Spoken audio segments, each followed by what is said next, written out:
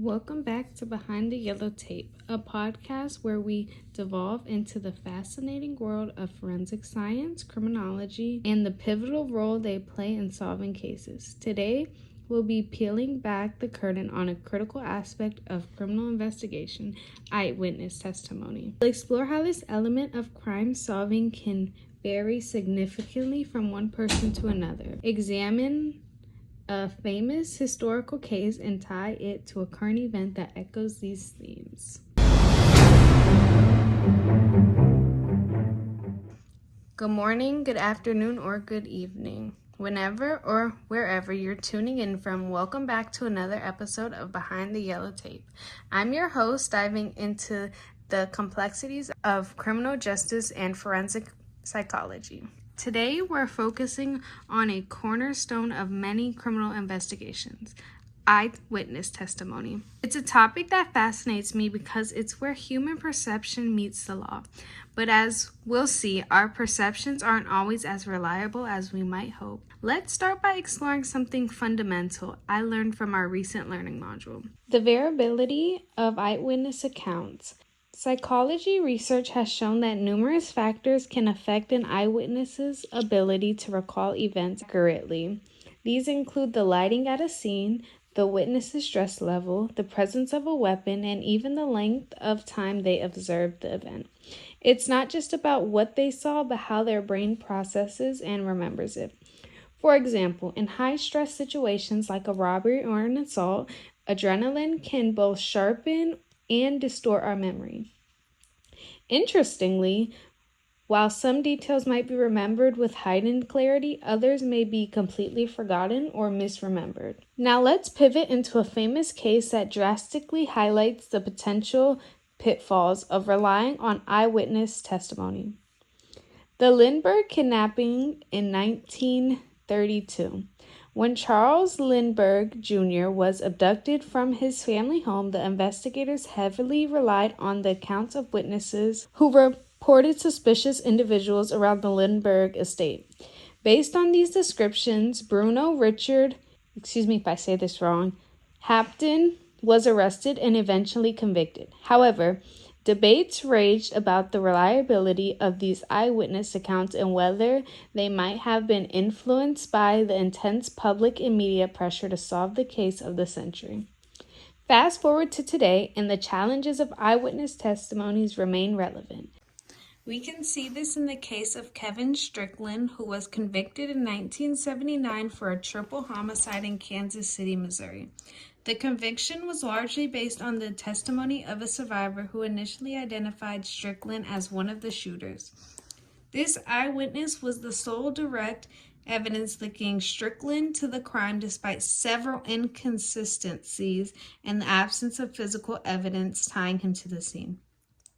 The eyewitness, Cynthia Douglas, recanted her testimony years later, stating she had been mistaken in her identification. Despite her attempts to alert judicial authorities about her errors, Strickland remained in prison. Her recantation and evidence from other witnesses indicating Strickland was not involved were initially not enough to overturn the conviction.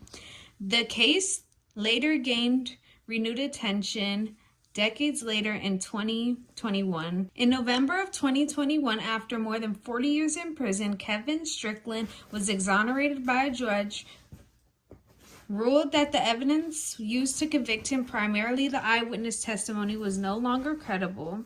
The court acknowledged the lack of physical evidence and the multiple alibi witnesses who testified that Strickland was at home during the scene of the crime.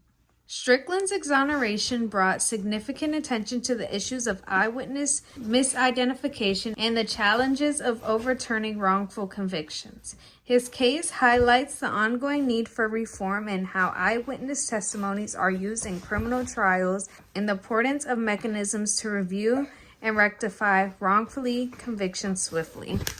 Kevin Strickland's case is a stark reminder of the limitations and potential dangers of relying heavily on eyewitness accounts in criminal justice.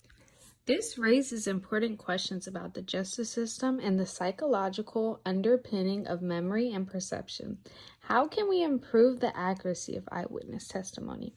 Well, experts suggest several methods, including better training for police officers in conducting lineups and interviews, using double-blind procedures where the officer involved in the case doesn't know the suspect, and even educating juries about the potential fallibility of eyewitness identification.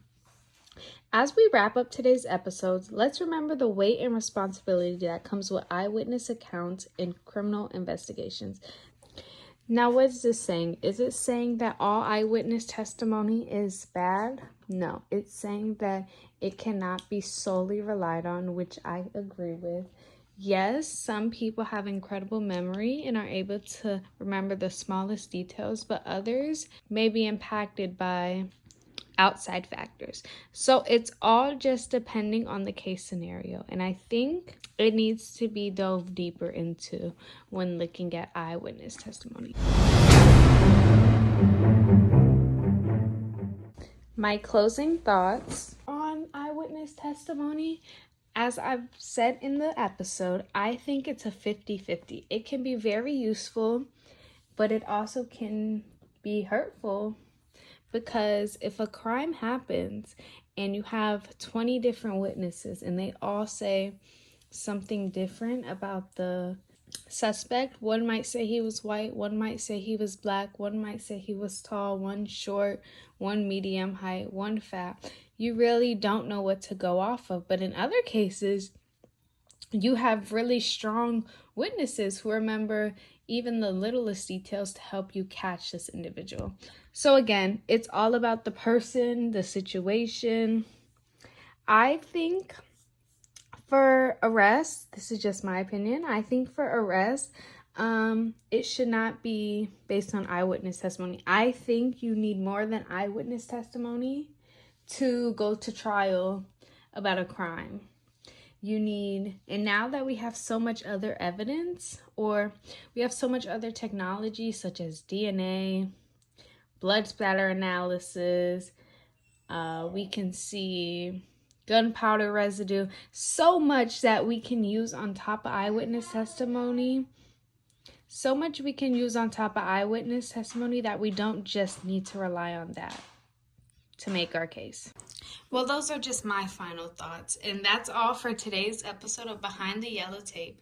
Join me next time as we unravel another fascinating aspect of forensic science. Don't forget to subscribe and leave us a review. Remember, stay curious, stay informed, and stay tuned. Also, let me know what your thoughts are on eyewitness testimony. Do you think it's reliable? Do you think it's something that should be used as the main evidence in solving a crime? Do you think it needs to be explored more? Leave your thoughts down below. I'm interested in seeing what you have to hear. No, I'm interested in seeing what you have to say. Thank you for listening, and remember, the truth often lies just behind the yellow tape. I'm your host, Patricia. And that was today's very interesting episode on eyewitness testimony. Is it reliable? Is it damaging? Is it both?